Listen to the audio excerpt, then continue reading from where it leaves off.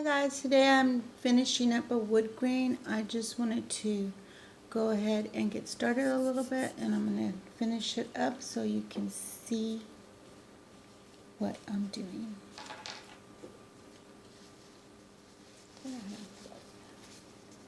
I like to wear gloves when I do wood grains because they keep my fingers from getting so full of. I'm doing 8 wood grains for a wedding, so I got this one I'm almost finishing up, and I'm just going to let y'all watch. And I'm using makeup sponges, which is a little bit different than brush that a lot of people use. When you do this, this is on a glass cup. When you do it on glass, you have to be really careful because alcohol will actually remove spray paint.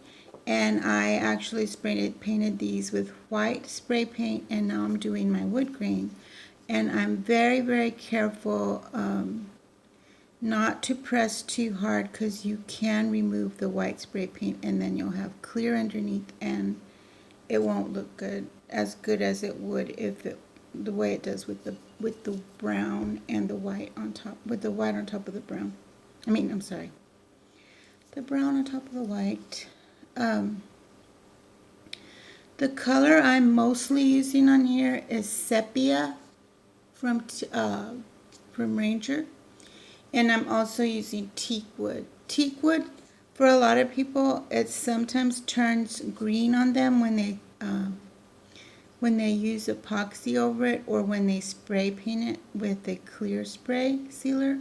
So if you look at teak wood, you can almost sometimes see a little bit of a green tinge to it. If you see that, you can try not using it.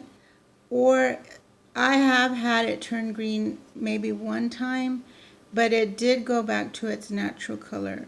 Now I did do some homemade ink in black, and my black ink turned like a purple color. So it can change. The black ink was purple and kind of like a teal, but it actually looked pretty, and I'm actually keeping the cup. I'm doing it for baptism. So she liked it, so I'm going to go ahead and keep it that color. But it's pretty simple with this sponge. I think the sponge spreads better, and you can make your shapes however you feel that the wood looks like. Now, none of us really ever make our wood the same.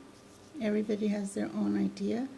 And wood is beautiful, the wood grain, so it's just really up to you. A lot of this craft, somebody will make a cup and then somebody might not think it looks that great, and then the person getting it will love it.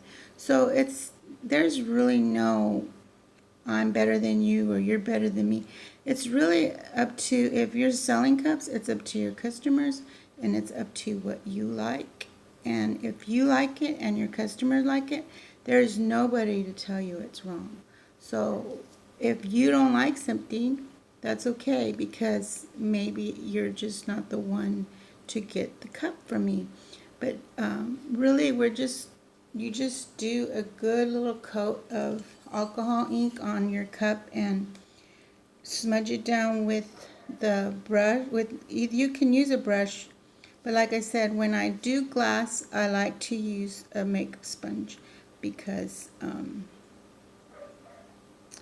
the makeup sponge is a lot softer and smoother, and I don't take the paint off with my sponge.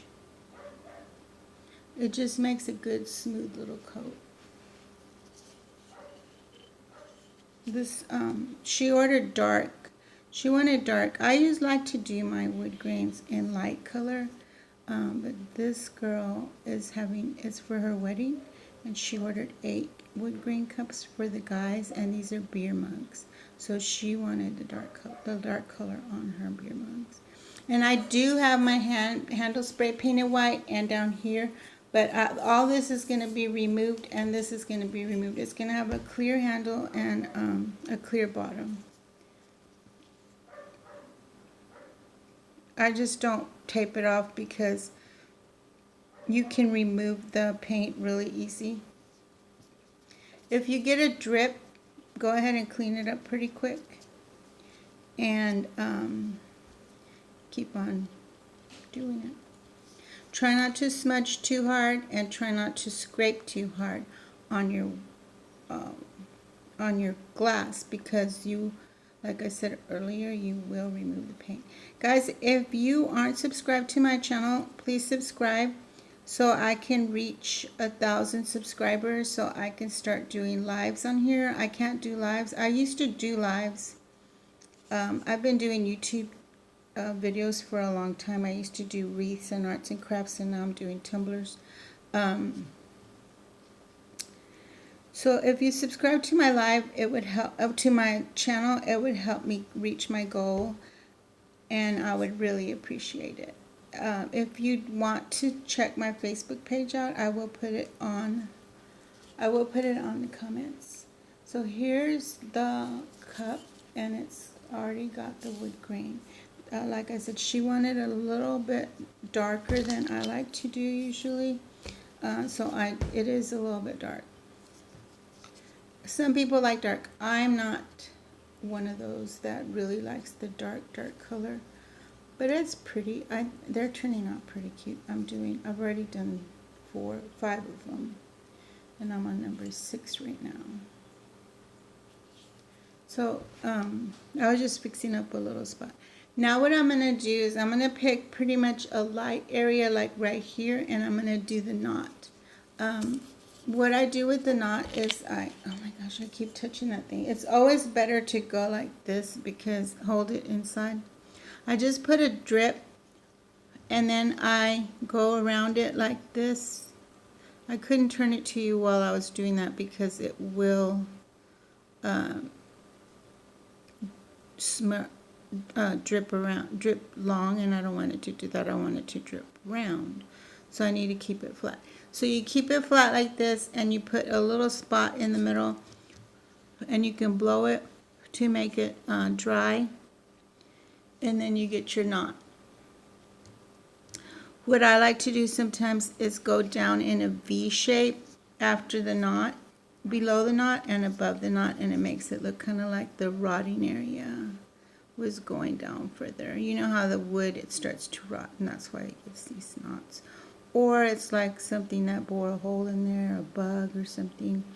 So there you go. And your knot will have a little center hole, and then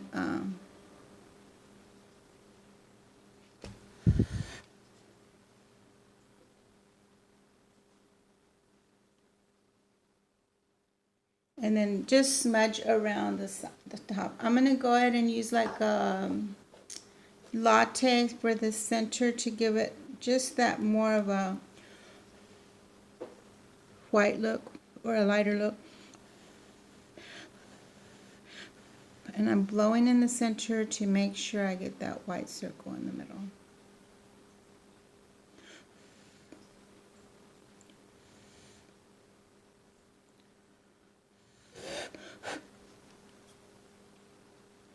In the video, it looks a little bit dark, but it is light around. So just smudge around if you feel like it looks too... You want it to be more smooth and coherent, like more smoothed out. And you can fix it. If you don't like it, you can go back and do something different. You can erase the whole thing. Sometimes it's always good also to let it dry and then go back and do your knot later, because you have more of a dry platform than the stickiness of the alcohol ink that you had just done. If you want to have that grain look, like you can go like this, and then down and down and down and down and down, up and down, up and down, up and down. That gives it a kind of like a wood grain look, a different wood grain look. But it's just putting alcohol on a sponge and putting it on your cup. If you have any questions, just ask below and I will answer. But you're using your little brush to make strokes, and that makes the grain of the wood. This was just a quick little video. If you have any questions, by all means ask. Thanks for watching.